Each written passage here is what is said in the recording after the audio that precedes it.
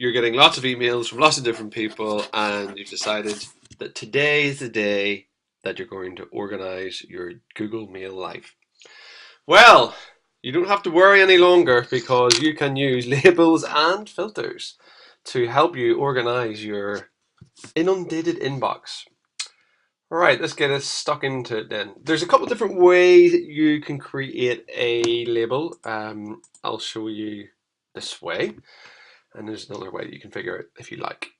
So we're just going to go ahead and click create new label, and I'm going to call mine test because I'm very original, and click create. Now you can, of course, you can nest it under an existing one, but I don't have any. But that's just like that would be for the super organized. Anyway, test it is. Click create, and then you can go across here and just use the mouse wheel to go down, and then to see your lovely new label. I actually keep going to call this a folder because I used to use inbox Outlook a lot that uses folders instead of labels. But anyway, there it is. Test. So he's sitting empty at the minute, so this give him some company.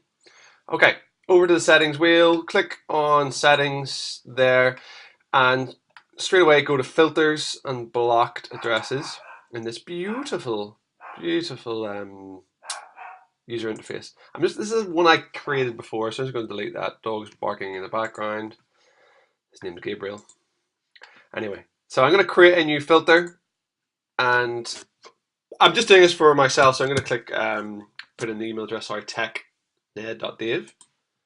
And I'm going to send myself an email to show it works. And then after that's done, I mean, of course, you can put in more strict criteria.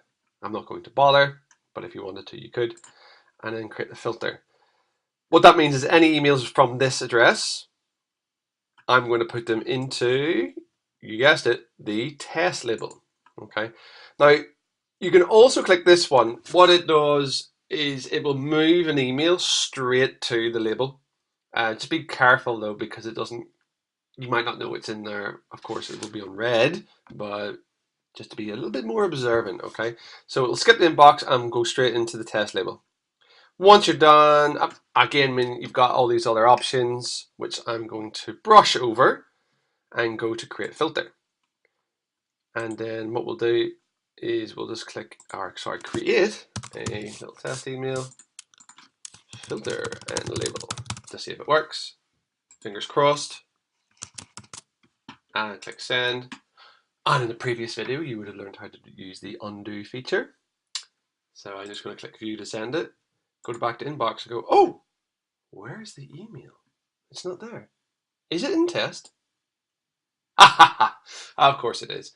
So that just shows that the filter and label system now works.